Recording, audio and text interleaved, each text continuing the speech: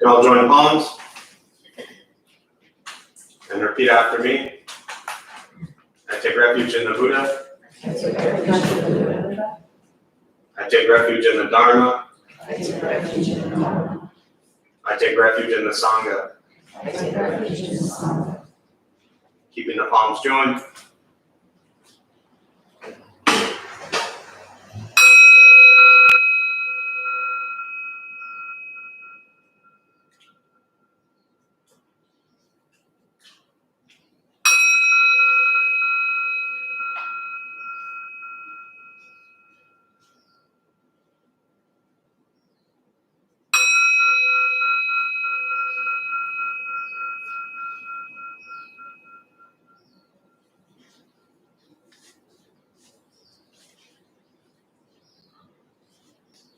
Palms down.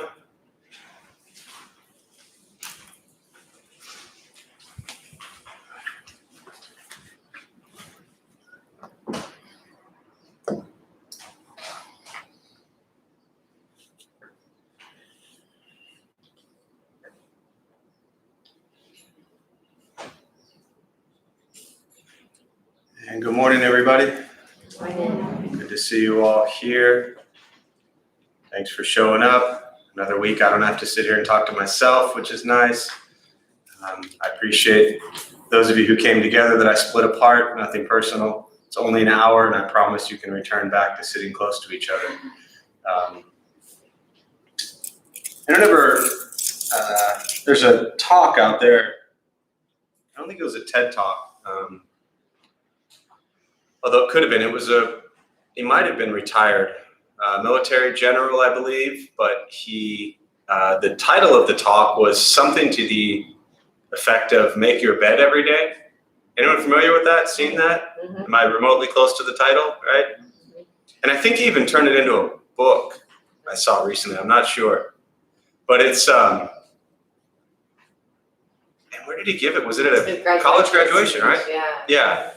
So it's a graduation speech, and it's all about making sure you make your bed every day. And it's a really beautiful talk about discipline, preparation, being ready to kind of go into the day.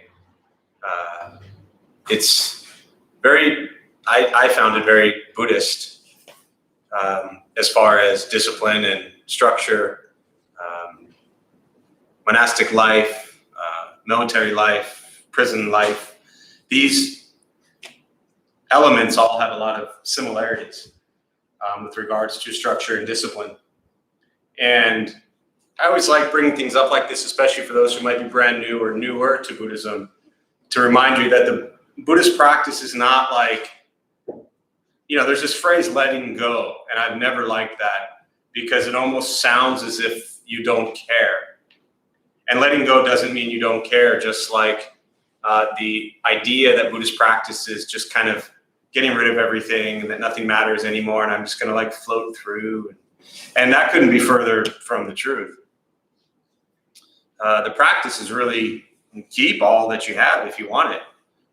There's no harm necessarily in what you have. Now, we won't go into detail as far as what those things are, but the question is, how do you use it? How did you acquire it? And what happens if you lose it? How attached are you to it?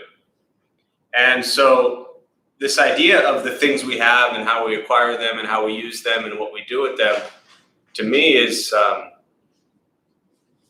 very much tied to mental discipline, which is required for Buddhist practice. Mental discipline is also incredibly difficult. Anyone here have a wandering mind? Anyone think about just the most ridiculous stuff all day long that has almost nothing to do with any? Some of you didn't even put your hands down. Your hand is still up. You knew where I was going with this. Like, I'm just going to keep my hand up the whole time. All right? So mental discipline is incredibly important. And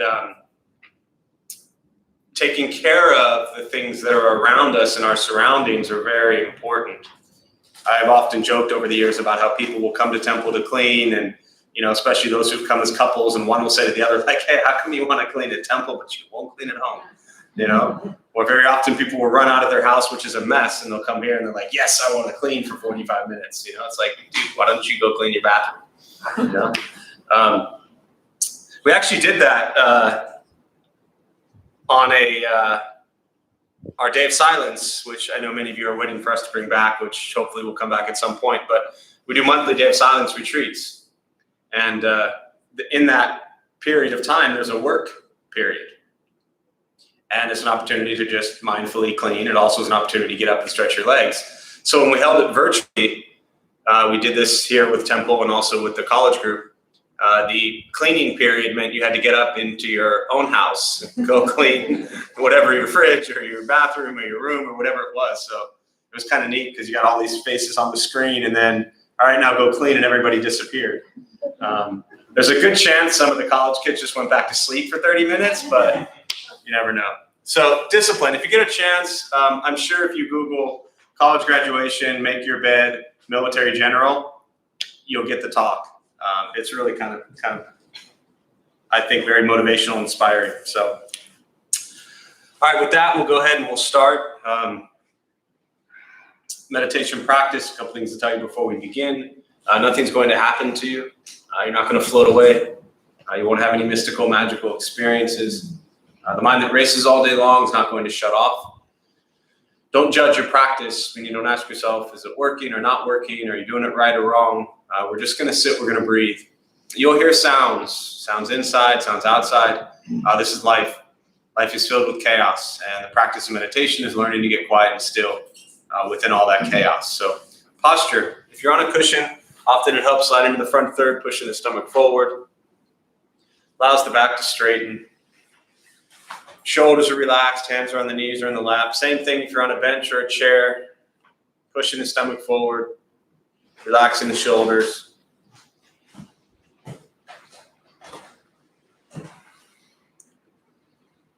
I will guide us as we begin, and we'll settle into a little bit of silence. If you need to move during meditation, movement is fine. It doesn't make you a bad meditator. It just means your awareness of the need to move. So simply move, and then you can return to stillness.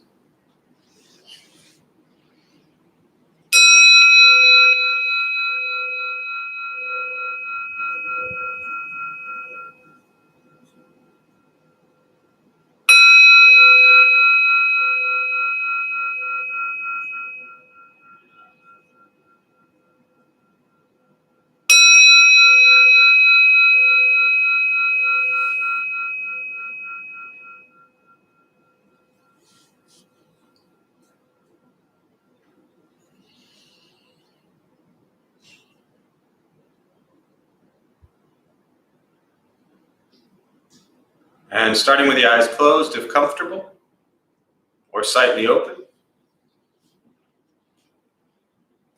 Mouth is open or closed. We'll start with taking 3 deep breaths, slowly.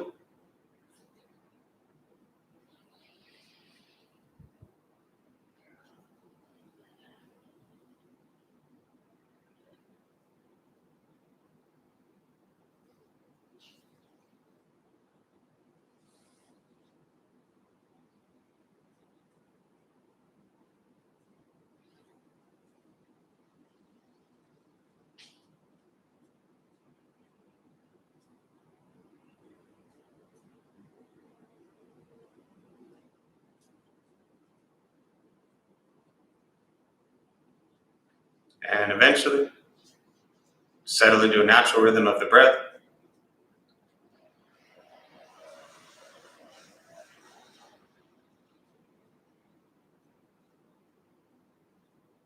Noticing the mind as it wanders, jumping from thought to thought.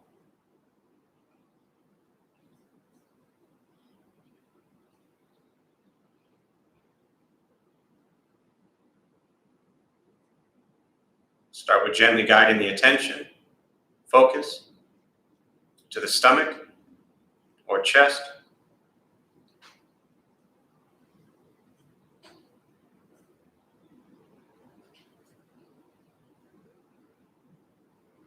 Breathing in, feel them rise. Breathing out, they fall.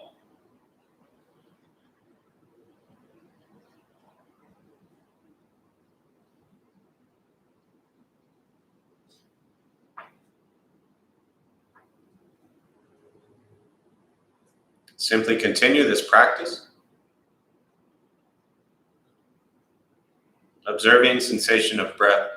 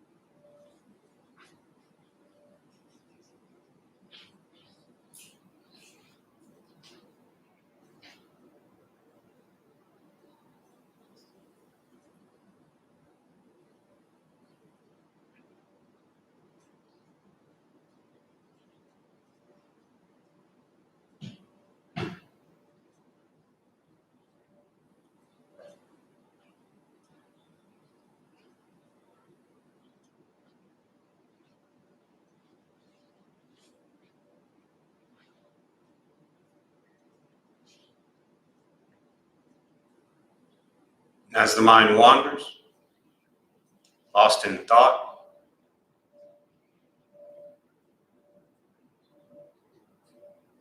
recognize it.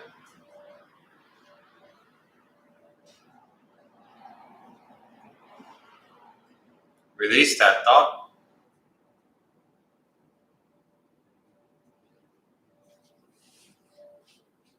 Return attention, focus to the breath.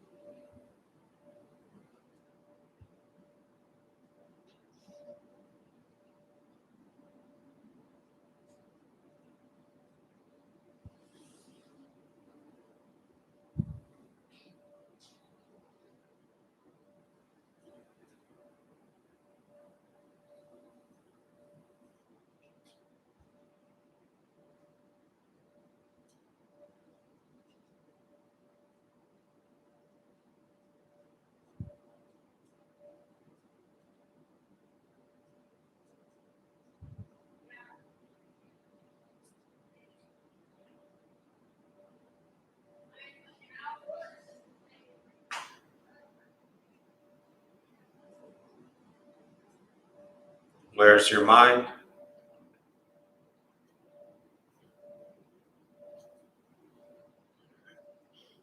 Return attention, focus to the breath.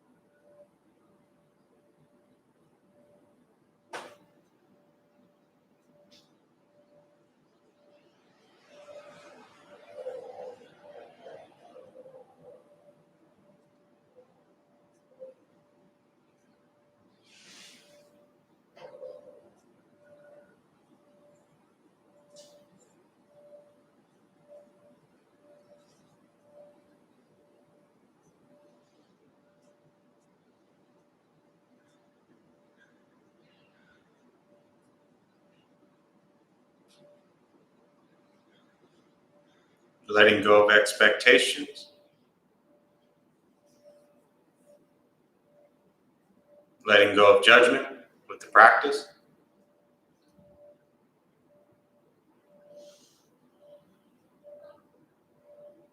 Just sitting. Breathing.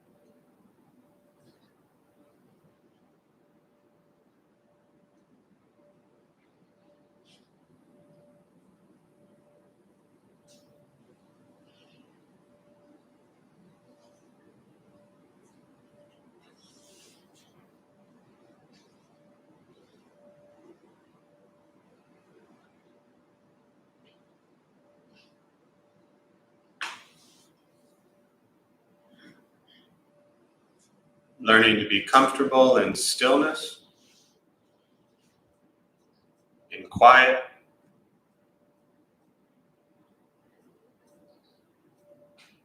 simply sitting, breathing.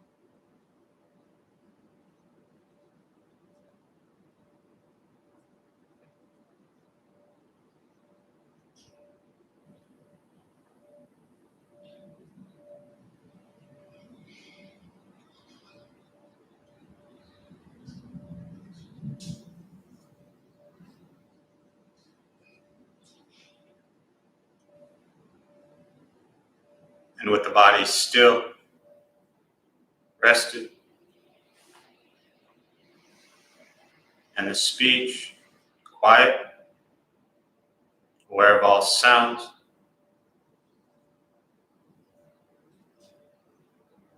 and the mind learning to settle.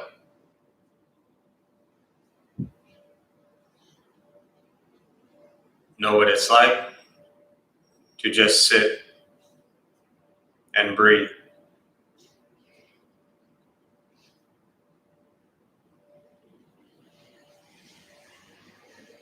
Knowing with each breath, there's nothing else to do.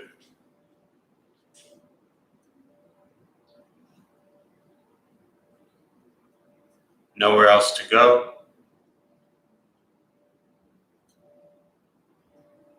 And no one else to be.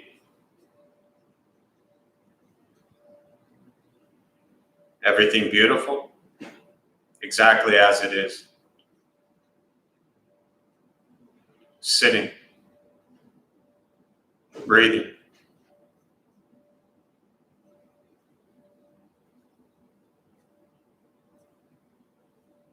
And once again, taking 3 deep breaths, slowly.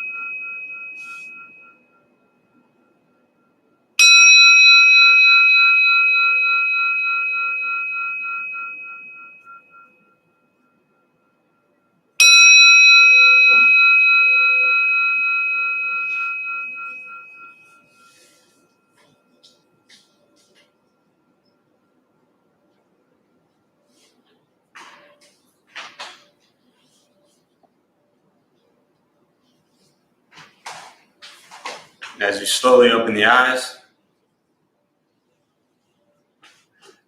slowly begin to move.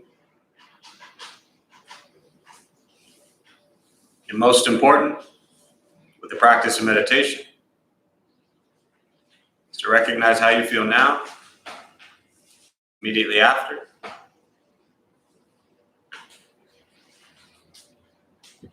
Compare this to how you typically feel throughout your day. Recognize the difference, if there is one.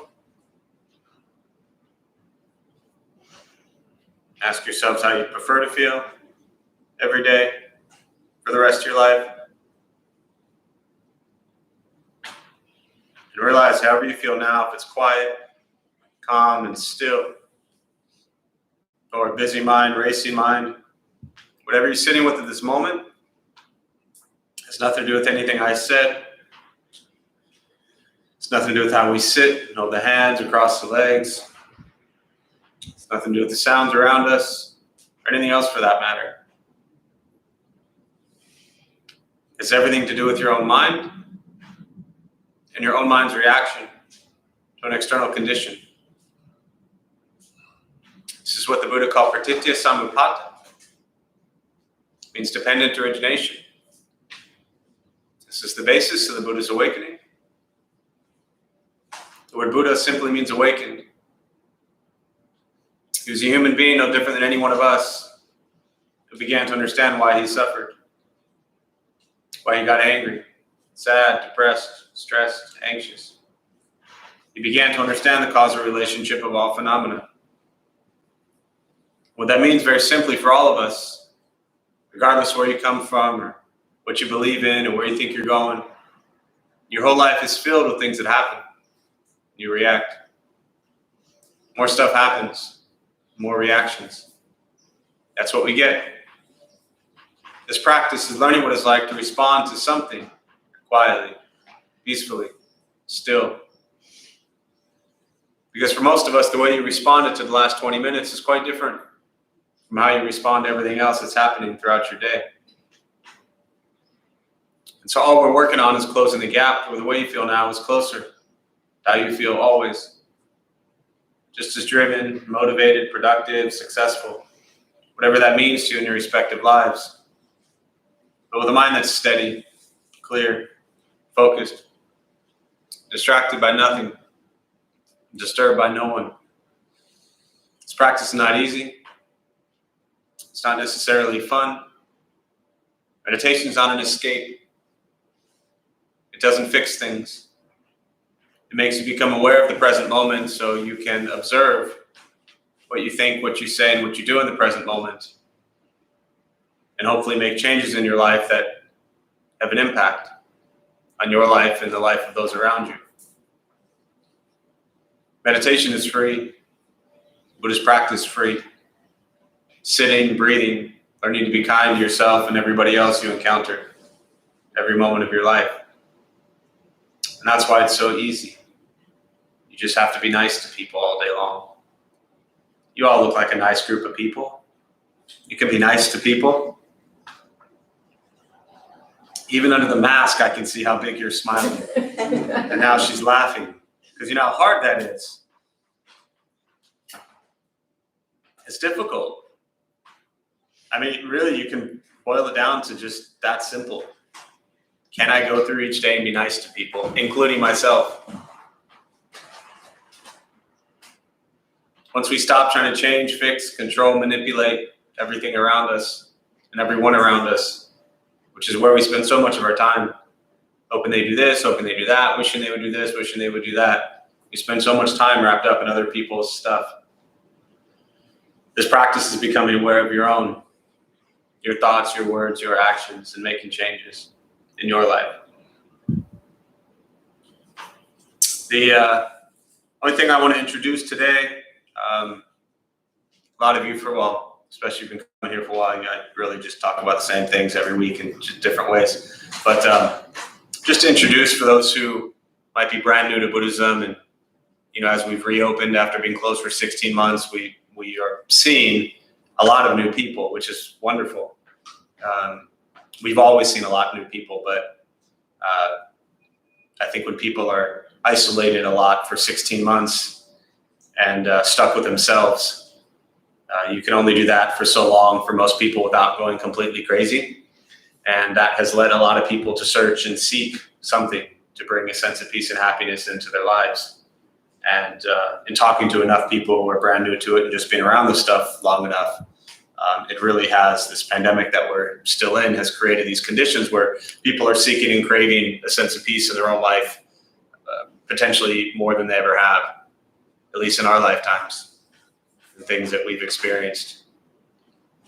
And so I just want to touch on briefly, and I'm not going to spend too much time on them, but it's a practice known as the Six Paramitas. And the word paramita loosely translates to the word perfection. And it's not about being perfect, but I'll talk about that in a minute. The paramitas come from the bodhisattva practice. Bodhisattva means enlightened being. Bodhi is enlightened, sattva is being. So in the Mahayana school of Buddhism, one of the three major schools, you have the bodhisattva practice. And the idea behind the bodhisattva practice is you use this practice as if you're on one side of the shore and you're going to the other. And the one side of the shore, that's samsara, that's cycle of suffering. The other side of the shore is nirvana, liberation, peace, happiness, whatever you want to call it. And so the paramitas are the raft. They're the raft that get you to the other side. Now the beauty of the raft is, and this practice is, once you get to the other side, you turn around and you see a whole bunch of other people who are stuck on the other side. So the bodhisattva practice is to get in the raft and go back. But let's focus on just getting to the other side first. You can make your decisions later. So the bodhisattva practice is, the first one is generosity.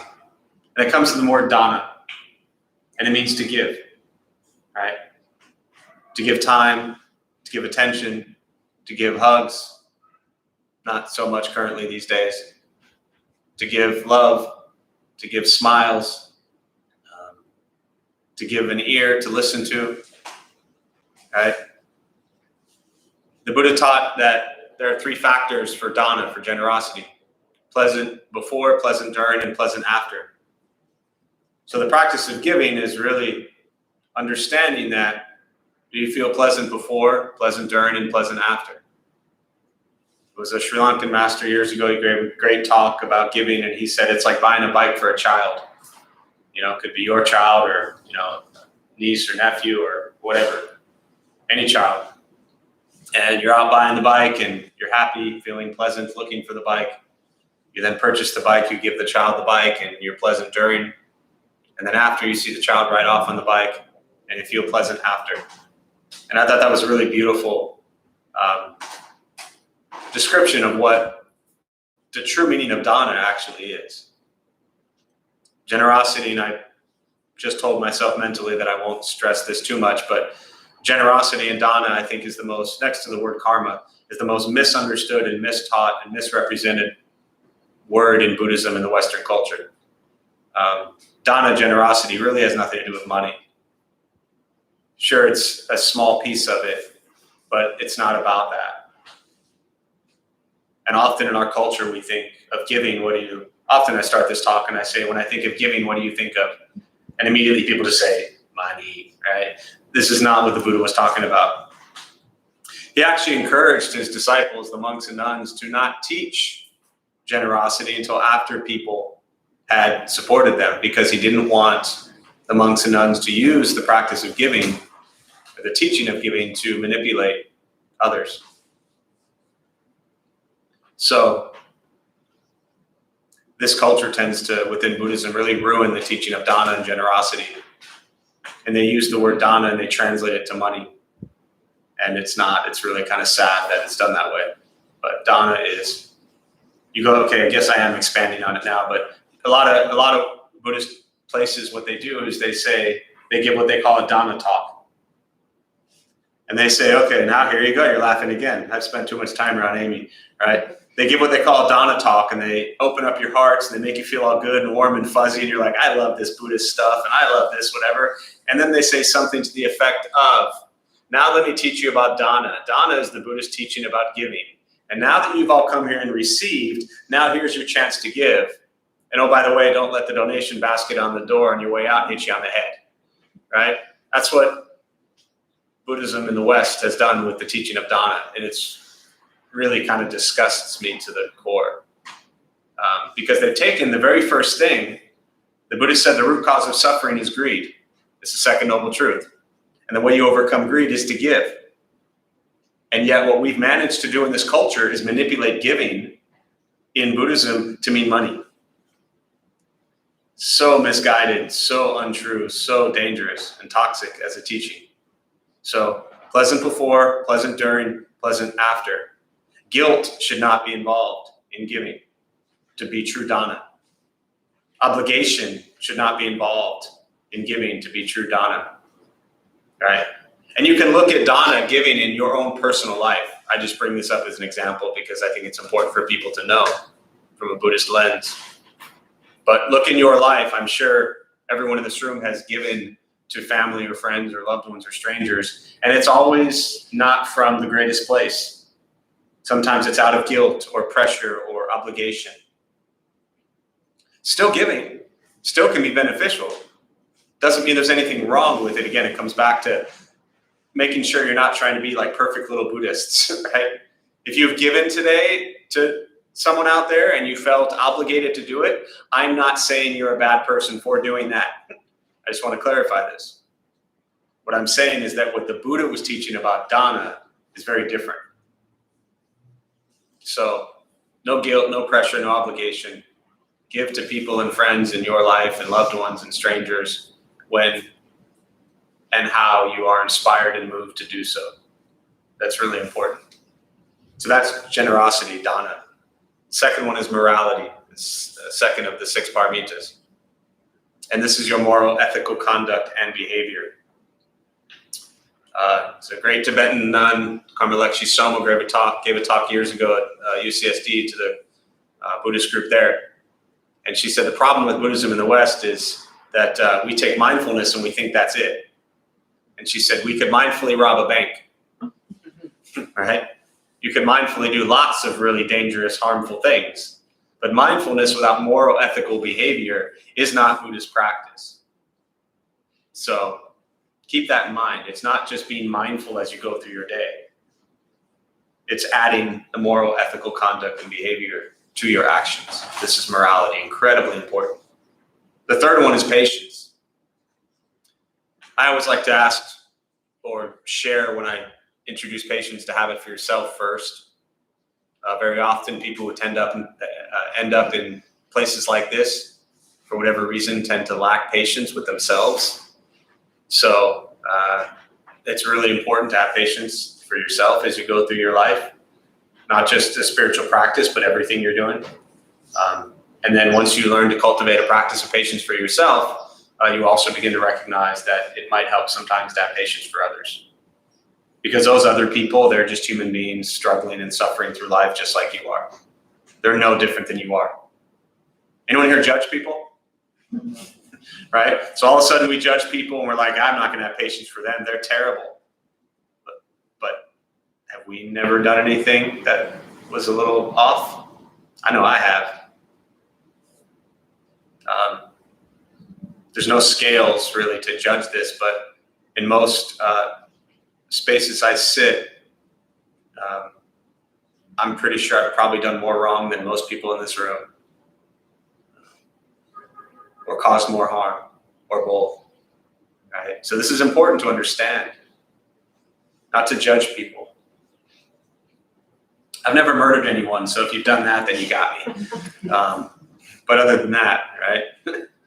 So it's important to understand that we must have patience for ourselves without, and then take that to extend to others without judging them. And the fourth one is diligence, and that was really what I was expressing at the beginning of today with the talk about making the bed.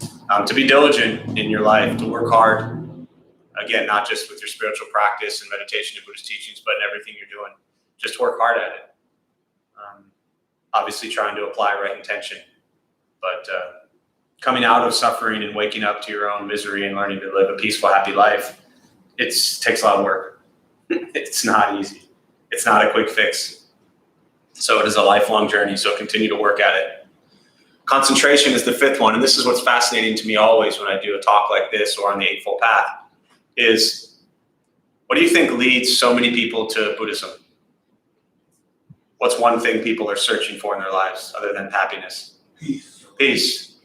Or specific, what'd you say? Peace, yeah. I guess what thing are people wanting to learn when they come here? Meditate. Meditation is fifth on the list. And the Eightfold Path, which the Buddha taught as the path to end suffering, views, thought, speech, action, livelihood, effort, mindfulness, and concentration. So it's also last. Meaning, if you're new to Buddhism and you came here thinking like, all I got to do is meditate and everything's going to be fine, if you're an angry person and you meditate, you are just an angry meditator. Not a great place to be. Probably better than an angry person who doesn't meditate. But meditation is at the end of these practices. It's not the beginning. It is the gateway that leads many people to this path and this practice. It's like, my life's a mess. Someone's like, why don't you go try and meditate? You're like, all right, I'm meditating, but my life is still a mess. Well, of course it is. You haven't changed anything other than carve out a few minutes to meditate. So generosity, morality, patience, diligence, concentration, the meditation practice. And then the sixth one is wisdom. Wisdom is to, at least for me, as I often introduce it, is to practice the first five, right? If we're looking for a definition of wisdom, you're not really going to find it. It's not what, is written in like Webster's dictionary or anything like that. Wisdom has a lot to do with intention and how you go about your day, but I like to look at it again as just practicing the first 5 paramitas. Because if you do those things, I think it's pretty wise. Another way to look at wisdom is to understand that life is about more than just you. And most people wake up and think, okay, this is my life, what am I going to do? So expand outside it being just about you and recognize the others in the world that are also suffering. So those are the 6 paramitas. You can Google them, all available for free. And then really you spend the rest of your life practicing them. And that's it. With many things in Buddhism, it's not like, okay, I can check off the paramitas now, I got that done. What's next? And that's why, I get asked this a lot, but I've always called this for 12 years Intro to Buddhism and Meditation, and it will always be Intro to Buddhism and Meditation because the basic core teachings are hard enough. Learning to be generous and moral and patient, diligent and meditate and practice wisdom every day is incredibly advanced. So, and I wouldn't feel qualified to lead anything else beyond that anyway. So I'll leave it at that. I'll open up to questions, meditation, Buddhist practice, anything you're sitting with, and we'll use the rest of the time to address that. Yeah. What's the red dot on the Buddha? Say again? The red dot, the third eye? So what's interesting, the question was, what's the red dot on the Buddha's forehead? The fascinating thing about iconography with Buddhist teachings is there are so many different things going into a physical statue. Now, there are what's called the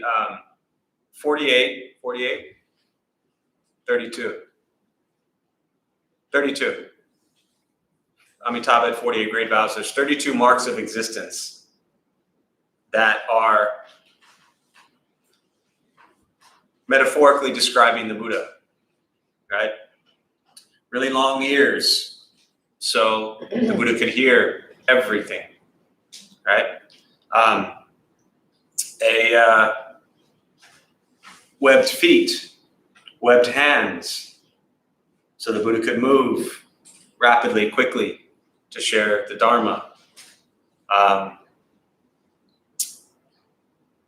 Very long arms to be able to reach and spread. Now, if you actually turned the Buddha into this image, wouldn't look so human, right? The mark here represents the, as you say, the third eye, the awakening, the opening up of the mind. When you make statues, you'll have a artist, really is what it boils down to, that interprets what the Buddha means to them, and then they craft a statue, right?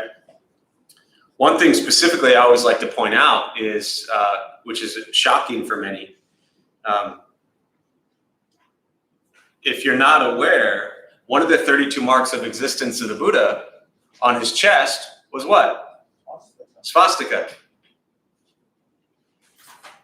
Who here did not know that? That's a lot of you. Who here views the swastika as a good thing? It used to be an Indian symbol, right? Well, yes. I'm talking about those who don't know what it meant. Sorry. Yes. So yes, the original, go ahead. Oh, it just used to be before it got co-opted by the Nazis. It used to be, or maybe still is, a Native American symbol. Yeah. So do you know what the meaning of it was? No, I just know that. Okay, yeah. That was great. So the swastika, the actual meaning of the word swastika was all is well. And it is an ancient, in many various cultures, traditions have used it. The way I learned it was an ancient Hindu Vedic tradition. You had the swastika, meant all is well. It was turned opposite of how we have known to see it. And it also wasn't up on its edge. The way it was described was you had the prehistoric symbol for the sun, which was the cross. And then you had the four legs going around, which were four elements. So it meant all is well. And so in Asia, just about every Buddhist statue, and a lot here, but obviously you don't see them as often here for obvious reasons. Almost every Buddhist statue in Asia will have the swastika on his chest, because it represents all is well. Now, there aren't too many images, I think, that are really hard to change your mind around. That is one of them, and I'm a Jewish kid, right? So you see that as one of the 32 marks of existence on the Buddha's chest. Advertising companies like Pepsi, Coca-Cola, I forget, like in the 40s, 50s, 60s, or no, prior to that, they used to use the swastika in advertising. So it used to have a really beautiful meaning. It meant to take control over everything on the inside. Then Hitler comes around, turns it around, puts it up on its edge, and defines it in one way as, instead of controlling the inside, I'm going to control everything outside. And it became known the way we all know it today. But at least now, for many of you who didn't know that, when you see a Buddha statue and you see the swastika on the chest, you don't freak out, right? In fact, we don't carry too many of them, but we very often will have some statues downstairs that have the swastika on it. And when we do, we always have a little description card next to it, because it's quite shocking to see that, right? The little red dot on the forehead, or maybe some other things, not so shocking. But a big swastika on the chest here would be a bit shocking, right? So, yeah. But like I said, anytime you see Asian culture temples here, especially there as well. There it is, right there on the chest. Say again? Is it a 2,500-year-old word? I'm definitely the wrong guy to answer that question as far as the history of the word. I couldn't tell you that, but you or I or somebody else can research that and report back next week.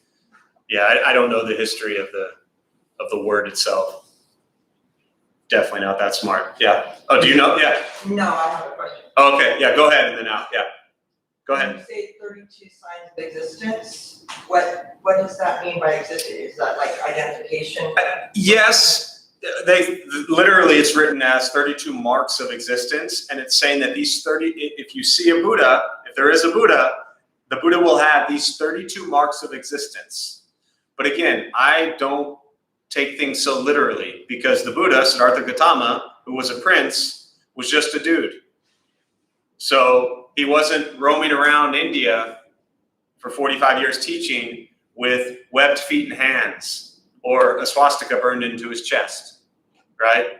So these are metaphors. That's how I view them and perceive them and share them. Does that help? Yeah, that's just not something, I'm very new to this, so it's not something I've heard. Yeah, you could Google 32 marks of existence. Yeah. Yeah, Al.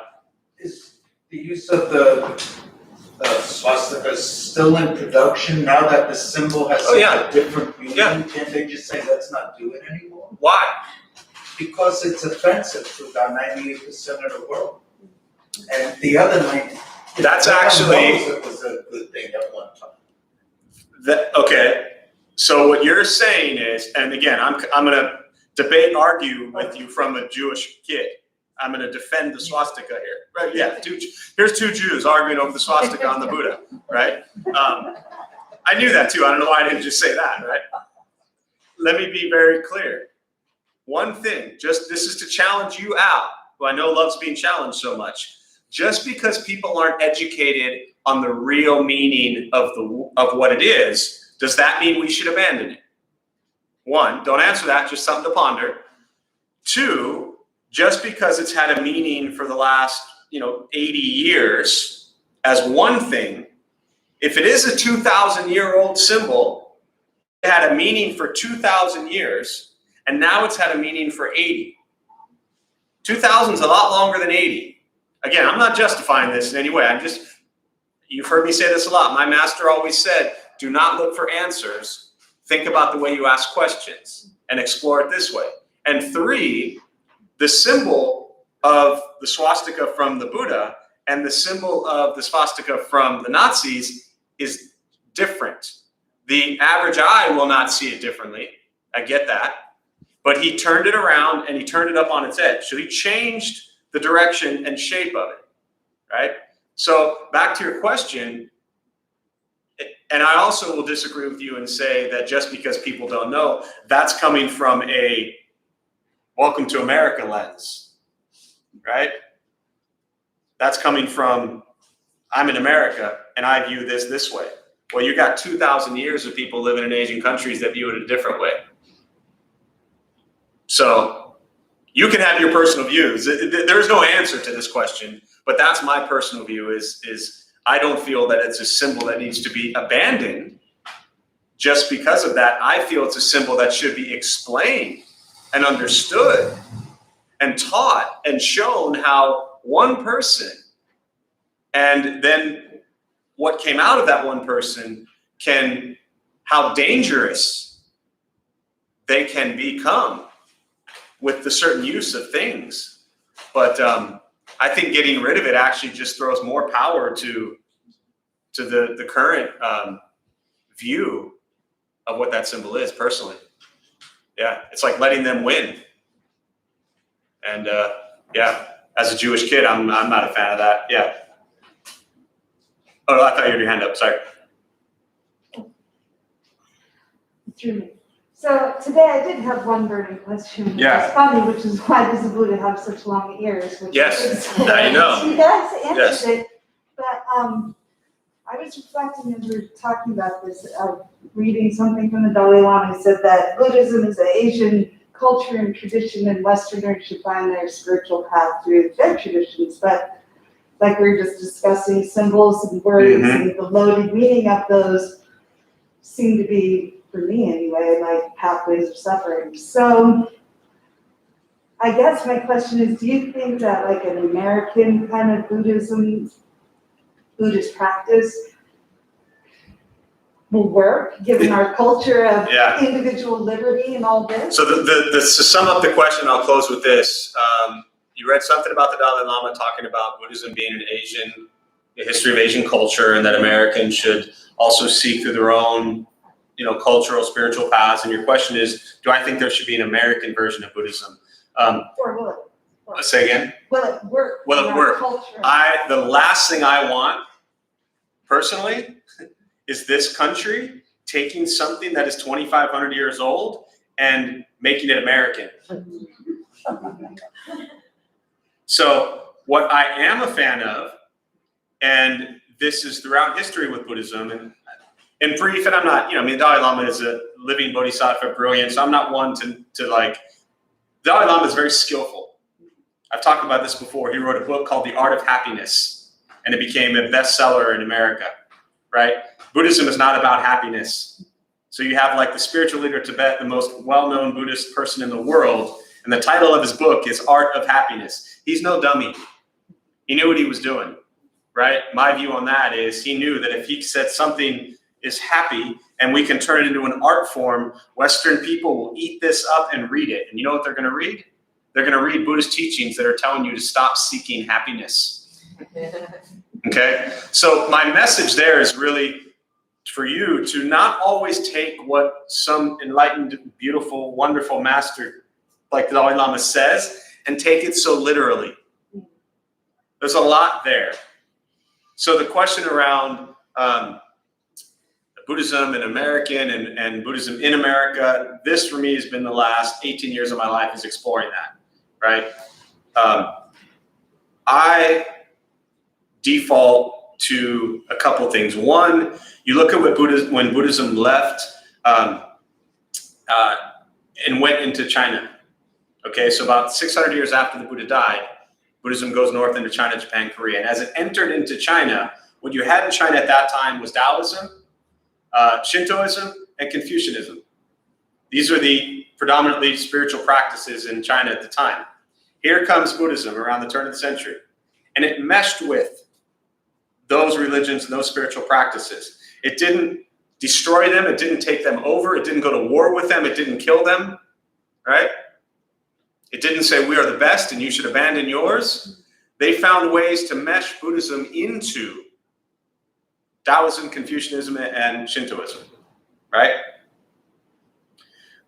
Shinro Suzuki, who built San Francisco Zen Center and brought Buddhism into, and really, I think, did some of the most work for planting Buddhism in America, right? For allowing it to cultivate. He taught to a predominantly Japanese community, and he turned his back on the Japanese community, and he welcomed in the 60s in San Francisco, who was in the 60s in San Francisco. And who was in the 60s in San Francisco? Hippies. Hippies and very traditional Japanese culture. Very different. Shinro Suzuki spent the first 40, 50 years of his life in a very traditional Japanese culture. Now he's with hippies in San Francisco. Who did he teach to and focus on? The hippies in San Francisco, because that's who was there. So I learned, and if I study anything, it's this stuff. And the way I look at it when I share Buddhist teachings is, I don't look at it and say, Christianity, and it is the nature of the Dharma Bum Temple. It's what we founded this on. We're not looking at Buddhism in this country and saying, if you're Christian, Catholic, Muslim, Jewish, pagan, or whatever, surrender all of that. Here is Buddhism, and we are the supreme religion. No. Buddhists, the Dalai Lama also said, someone years ago asked him, does this country need more Buddhists? And he said, the world has enough Buddhists. We don't need more. This country needs more people who are peaceful and happy. So he's very skillful understanding Western folks. So was Suzuki Roshi.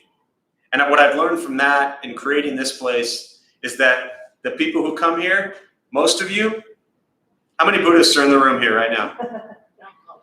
I see an almost, one hand with an almost, and one hand. And what I was going to say before asking is there's usually, and every time I'm here, if I say how many Buddhists are in the room, you get anywhere from 1.5 to 2.5. Right? That's just the way it works. And so what you get is Christians, Catholics, Muslims, Jewish people, pagans, or against all of that, people who want to be happy. And they take the Buddhist teachings and they integrate it into their life, and it makes them happy. That's where the term Jubu came from, Jewish Buddhist. Right? Richard Gere, Dalai Lama's buddy and partner. So it's not about leaving the religion you have, and it's definitely not about Americans defining Buddhism. To me, it's about understanding what did the Buddha actually teach, and how can you integrate that into your already existing life and spiritual religious beliefs. That, I think, is the real focus or heart of that question. Does that help? Yeah. So, all right, we'll close on that. May the benefit of this practice be shared with all beings in all directions. May all beings be at peace. May all be free from suffering. May the merit gained be transferred to the 4 million lives that have been lost during this pandemic and their family and friends who continue to suffer to this day. May they all be at peace. May we all be at peace and free from suffering.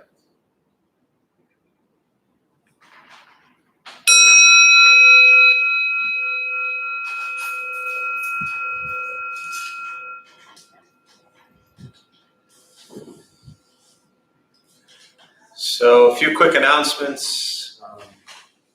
Thanks all for being here. My name is Jeff. I'm a Dharma bum. We opened up this temple 15 years ago to introduce Buddhist practice to those who show up.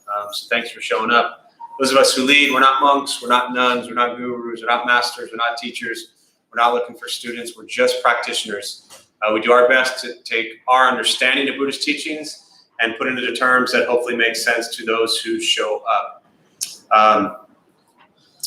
Just about every night we have different practices going on, different traditions. A bunch of unenlightened folks leading a bunch of other unenlightened folks. No offense to the enlightened ones in the room. In person now, as I mentioned earlier, we were closed for 16 months. So in person, Tuesday night, Wednesday night, Thursday night, and then Saturday morning.